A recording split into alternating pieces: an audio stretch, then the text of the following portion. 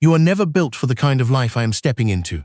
Those were the words Darian Voss, the 41-year-old husband of Meredith Calloway Voss, said while standing at the graveside of her father, holding a manila envelope in his hand like it was a business transaction he had been waiting to close. Meredith Calloway Voss, the 37-year-old wife of Darian and the silent majority shareholder of Callaway Meridian Holdings, the private investment firm that controlled a portfolio of Canadian real estate and infrastructure assets valued at over $420 million, stood between two headstones in the November cold of a Winnipeg cemetery. Her mother had died 11 days before her father. They had been buried 6 rows apart because that was what the plot allowed. Today was her father's burial. She had not slept properly in 2 weeks. She still wore her grandmother's brooch pinned to the collar of her black coat because her father had asked her to wear it the last time she had sat beside his hospital bed. Darian handed her the envelope without meeting her eyes. Meredith took it. Her hands were cold. She opened it because part of her, the part that had not yet stopped loving him, still believed it might be something else. It was a petition for dissolution of marriage. Filed 3 days earlier, beside Darian stood Ingrid Sable, the 33-year-old acquisition strategist hired 18 months ago as a consultant on the firm's Western development projects. Ingrid wore black, but nothing about her presence felt like mourning. Her coat was fitted and expensive, and her expression carried the particular calm of a woman who had already decided she had won something. Darian looked at Meredith and said that her family was gone now, and that he could not keep pretending the marriage was something it had stopped being years ago. Meredith's closest friend, Tess Okoro, the 38-year-old architect, who had stood beside Meredith at every hard moment since university, stepped forward. Her breath made a cloud in the cold air. She said nothing at first. She simply looked at Darian the way you look at something you cannot believe is real. Meredith's family attorney, Harik Crane, the 63-year-old senior partner of Crane Delvaux Legal, and the man who had managed the Callaway Family Trust for nearly 3 decades, stood several feet behind Meredith with his hands folded and his jaw set in the way it went when he was working very hard to stay quiet. Darian said he needed someone beside him who understood the direction he was moving in. He said Meredith had never understood ambition the way it actually worked. He said she had always been more comfortable in the background. Ingrid did not touch him. She did not need to. She simply remained beside him in the way that made her position unmistakable. Meredith looked at the papers. Then she looked at the headstone behind her. Her father's name had been cut into the granite that morning. She said one thing: "You chose today." Darian walked away with Ingrid. His assistant, a young man named Cole, who had always seemed vaguely embarrassed to be in the same room as Darian's worst decisions, followed a step behind. Harik moved to stand beside Meredith. He did not speak. He knew her well enough to let silence be silence. What Darian did not know, and had never taken the time to find out, was that Meredith Calloway Voss was not simply the daughter of a comfortable family with modest investment holdings. Callaway Meridian Holdings was a private trust structured through a numbered company called Alderpine Structures. The controlling beneficial ownership of Alderpine was Meredith's, transferred to her formally when she turned 30 by her father, in a process that had taken 2 years of legal preparation. Darian knew that her family had money. He had assumed it was the comfortable, manageable kind. He had signed a marriage agreement before their wedding that acknowledged all Callaway family trust assets as separate property. His own lawyer had advised him to review it carefully. Darian had not read it past the first page, because Darian had been hired as a senior development director at Callaway Meridian Holdings 4 years into their marriage. He had moved through the company on the strength of his own competence and the quiet advantage of his wife's name, though he had never understood which one was carrying more weight.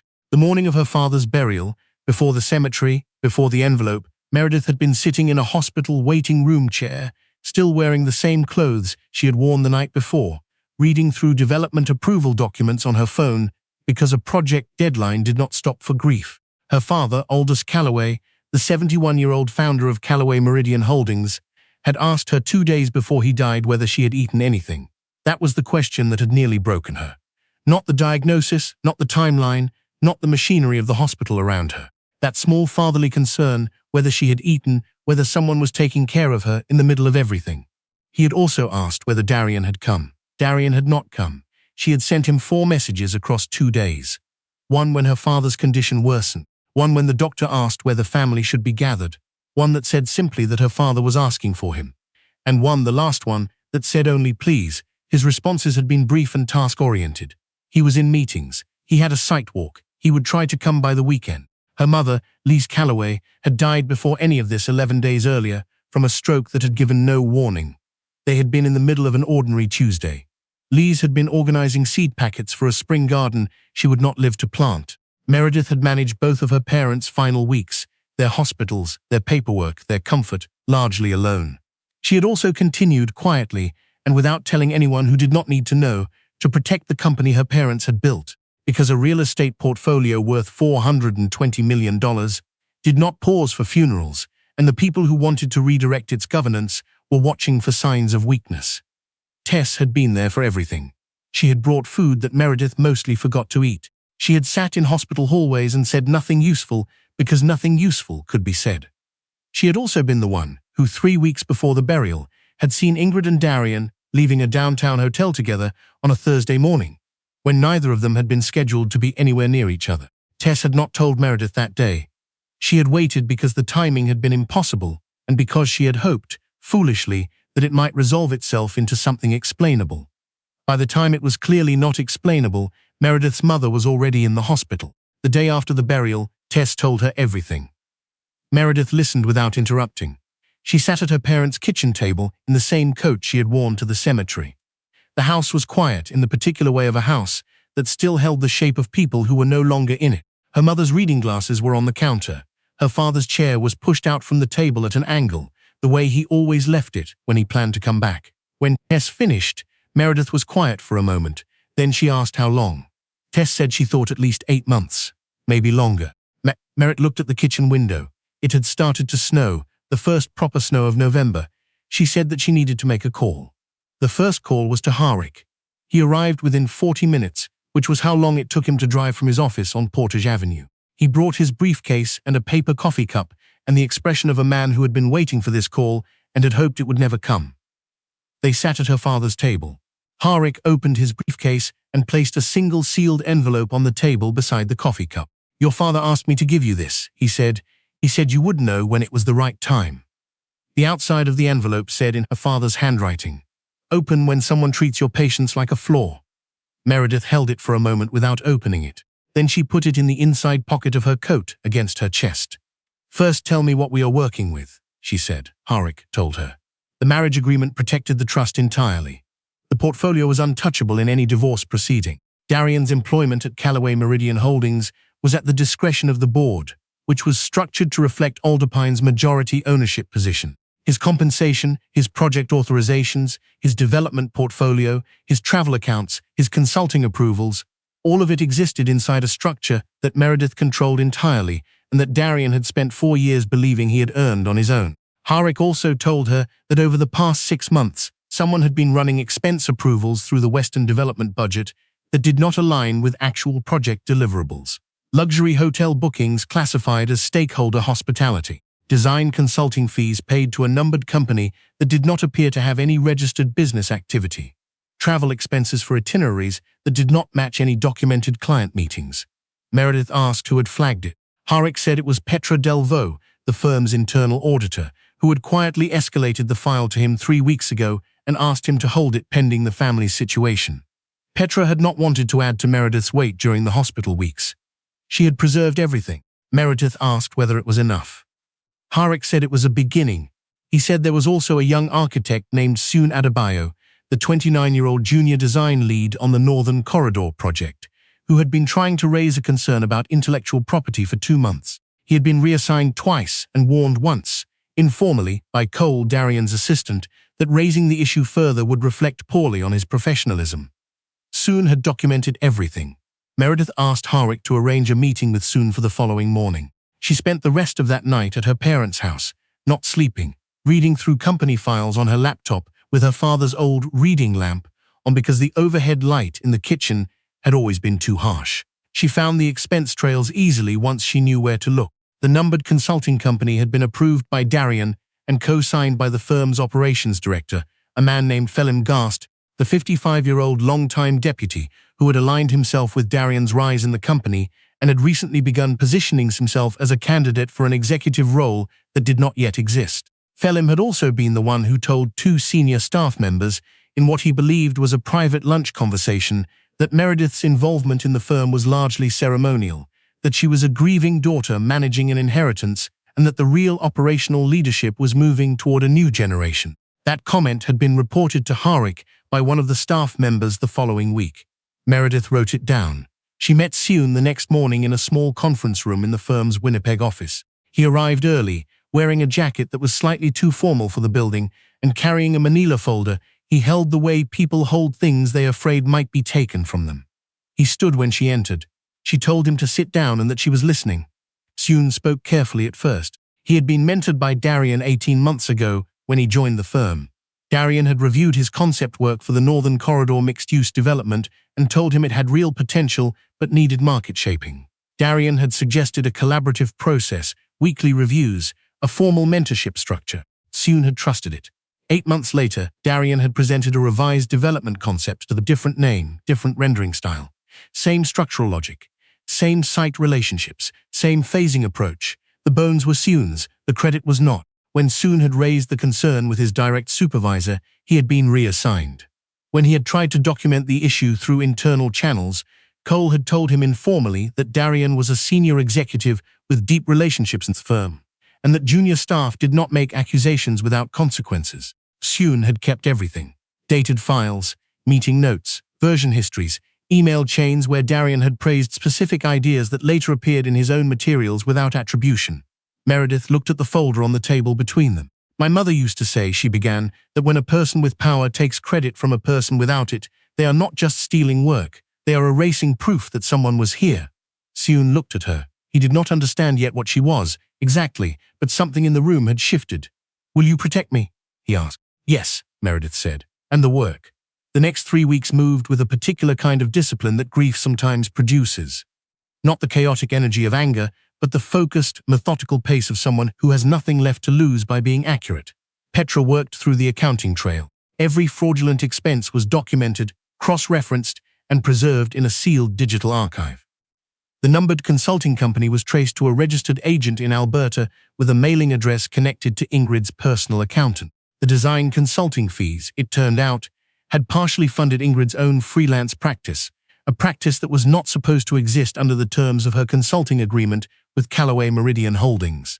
The firm's head of digital compliance, a quiet woman named Vashti Osei, the 44-year-old systems lead who had managed the firm's security infrastructure since Meredith's father had hired her a decade earlier, recovered deleted calendar entries, communication logs, and after-hours access records from Darian's building credentials. He had let Ingrid into restricted project files on 5 separate occasions outside business hours. On 3 of those occasions, Phelim's credentials had been used to approve the access. Vashti had not been asked to look for this. She had found it while running a routine security audit and had brought the file directly to Meredith. I thought you should see it before anyone tried to make it disappear, Vashti said. Meredith thanked her and asked her to preserve everything under legal hold. Meanwhile, across the city, Darian was not being quiet. He had granted an interview to a business lifestyle publication about the future of urban development in Western Canada.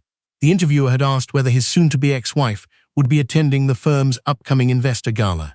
Darian had smiled and said that some people were better suited to quiet roles, that the kind of vision required to lead at this level was not something everyone had the capacity for. The quote was published. Tess sent it to Meredith without comment. Meredith read it twice. Then she set her phone down and continued reviewing the expense documents. He needs an audience to feel tall, she said to no one in particular. The gala had been planned for 8 months. It was the firm's largest annual event, held at a venue in downtown Winnipeg's Exchange District, attended by institutional investors, municipal partners, development industry contacts, board members, and media. Callaway Meridian Holdings used the gala to announce major project milestones and signal the firm's direction for the coming year. Darian had positioned himself as the keynote voice for this year's event, a role he had lobbied for quietly over several months. The firm's board had approved his role before the family situation had changed anything. 2 days before the gala, Meredith met with the board. Present were the 3 independent directors, including Aldous Callaway's long-serving chairwoman, Nkaruka Adatisa, the 68-year-old retired infrastructure executive who had sat on the board for 16 years and who had known Meredith since she was in secondary school, and 2 institutional representatives whose funds collectively held a significant minority interest. Harik presented the preliminary findings. Nkaruka had questions that were precise and measured, the questions of someone who had seen misconduct before and understood how quickly it could damage a firm's reputation if mishandled. At the end of the presentation, she looked at Meredith.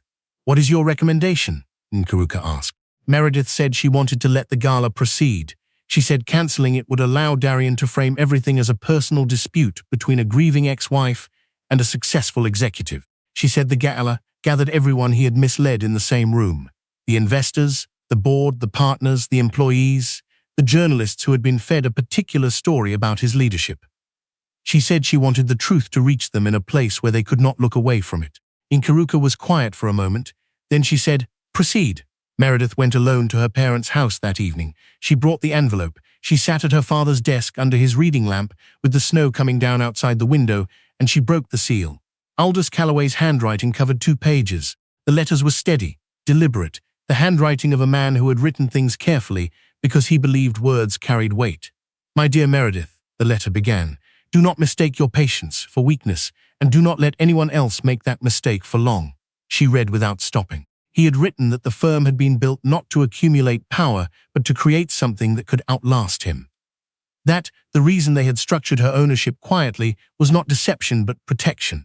That the world had a way of reaching for things it could see, and that some things were worth keeping out of reach until the moment they were needed. He had written that if the time came when someone inside the company used its resources to harm the people the company was supposed to serve, she was not only permitted to act, she was obligated to. He had also written, "I knew before you did that Darian was not careful enough to be trusted with something he did not respect.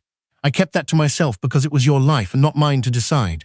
But if he uses your grief against you, use the truth against him, not for satisfaction, for correction." Meredith folded the letter and held it against her chest.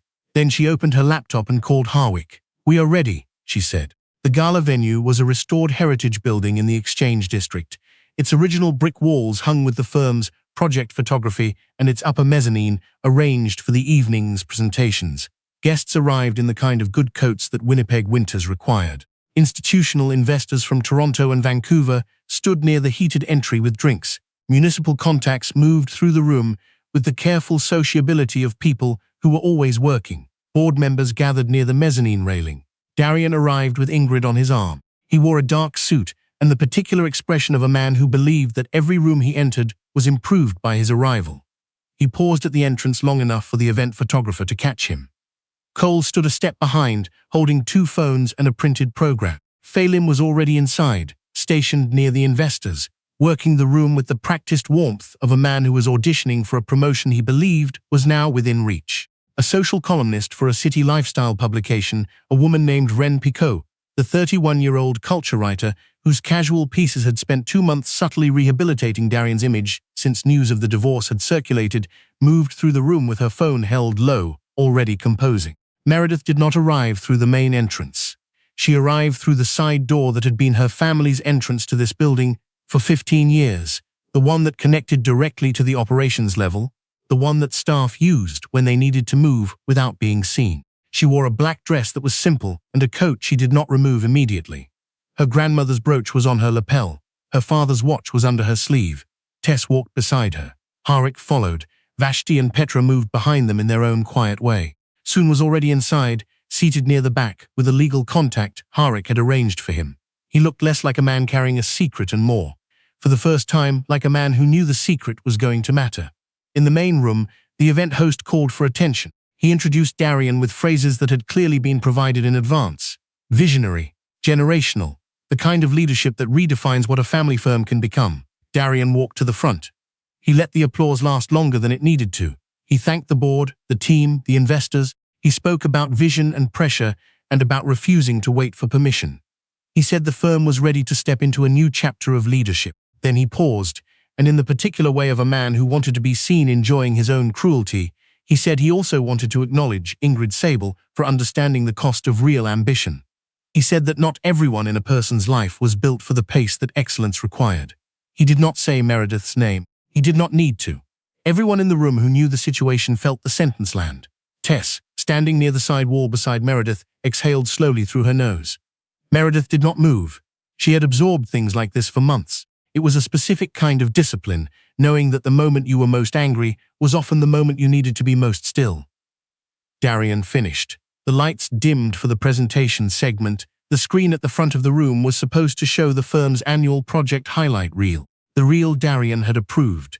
The one that featured his name prominently, his voice in voiceover, his face in the promotional photography. Instead, the Callaway Meridian Holdings corporate seal appeared on the screen. Darian's expression changed before he understood why. The first document was a straightforward expense summary, formatted cleanly, stamped with the firm's internal audit reference number, and projected across the full width of a venue screen, visible to every investor, board member, and journalist in the room. Development budget, Western Corridor. 6 months of consolidated entries, luxury hotel bookings categorized as stakeholder hospitality, design consulting paid to a numbered company, travel expenses without corresponding client documentation. The room shifted. Ingrid reached for her glass and did not pick it up. Darian's voice came out thin. "What is this?" It was not quite a question.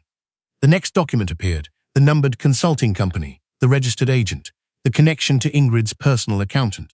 The overlap between those consulting fees and invoices from Ingrid's freelance practice, a practice that violated the exclusivity clause in her consulting contract with the firm. Felim took a step toward the presentation screen and stopped. Then came the access logs, Darian's building credentials used after hours, Ingrid's entry into restricted project files, Felim's approval signatures on access overrides that should have required board authorization, then a recovered calendar entry, a notation in Darian's own scheduling system, IS files, clear before audit review. Felim sat down without anyone asking him to. The room had stopped making any sound that was not necessary. Then the presentation changed again. A title appeared, Project Authorship Review, Northern Corridor Development. Soon sat up in his seat at the back. Soon Adebayo's original concept work appeared on the screen, dated file headers, version histories, a site analysis diagram with his name in the document properties, an email chain in which Darian had written, directly to Soon, "The phasing logic here is exactly right. This is the kind of thinking that gets projects built." Beside it appeared the board presentation Darian had delivered 8 months later. The phasing logic, the site relationships, the structural approach, the same bones polished and reattributed. Then the email Darian had sent to Kellen, his producing colleague, that said, "The kid doesn't need to know which ideas made it through. Give him a research credit." A woman near the front of the room said something quietly. Her neighbor responded. The sound moved through the space like water finding a slope. Darian looked toward the exits. There were people near all of them. He said this was not authorized. He said the firm had no right. He said his lawyer would address this in the morning. The next slide appeared. This presentation has been authorized by the Board of Directors of Callaway Meridian Holdings, upon recommendation of the Ethics and Audit Committees, and under the authority of the firm's controlling beneficial ownership. All records displayed are preserved under legal hold and have been reviewed by outside counsel. This is a formal corporate disclosure of verified misconduct. Darian's mouth opened and did not produce a sentence. Then the final item appeared on the screen. It was a recording. The audio quality was clear because it had been captured on the directional microphone of Vashti's security system, which ran continuously in the corridor outside the restricted file room. Darian's voice said, "By the time she processes what's actually happening, she'll be too deep in the grief to organize anything effectively." Ingrid's voice responded, but the room was not listening to her anymore. Every face in the room had turned toward the side wall, where Meredith Callaway Voss stood in a black dress, with a brooch at her lapel and a watch under her sleeve and an expression that was not triumph and not sadness, but something quieter than either. She walked down the side aisle without any dramatic pause. No one had arranged a spotlight. She did not need one. She stopped near the front, not beside Darian, beside Suan Adebayo, who rose from his seat and stood next to her without being asked. She faced the room. "My parents built this firm to make something that lasted," she said, "to protect projects from people who confused access with ownership. Tonight, the firm has begun formal proceedings to correct misconduct tied to our Western development portfolio and to the Northern Corridor project." She did not raise her voice. She did not need to. Effective immediately, Darian Voss's executive access is suspended pending investigation.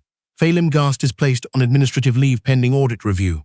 Ingrid Sable's consulting contract is terminated for breach of exclusivity and fiduciary conflict. All matters have been referred to outside counsel. The firm's board will assume direct operational oversight pending a full review. She looked at Suan. Suan Adebayo is recognized tonight as the originating designer of the Northern Corridor concept. Callaway Meridian Holdings will credit, compensate, and formally restore his authorship before any version of this project advances further. The applause that began was not organized. It started somewhere in the back, near the employees, and moved forward through the room the way things move when they have been waiting to happen. Darian stood at the front with an envelope in his hand that Harik had placed there quietly during the last slide. He held it the way people hold things that have ended something they thought would last. He said her name, softer than he had ever said it in their marriage. Meredith turned to look at him. She was not angry in that moment. She was not sad. She was something more durable than either. "You treated my patience like a flaw," she said. "That was your mistake." She turned back to the room. Then she looked at Enkaruka, who was standing at the mezzanine railing with the expression of a woman who had seen a great deal over 68 years and found this particular moment worth standing still for. "The firm is not a throne," Meredith said. "It was never meant to be." In the weeks that followed, the formal proceedings moved with the methodical pace of institutions correcting themselves. Darian's suspension became a termination once outside counsel completed its initial review. Felim resigned before the audit committee could vote. The numbered consulting company was referred to the appropriate regulatory body. Ren Picot's publication issued a correction to 2 pieces that had been written using information now documented as part of a coordinated reputation management effort funded through company resources. Seun's contract was renegotiated. His name was placed on the Northern Corridor project file as originating designer. He did not say much when Meredith handed him the revised agreement.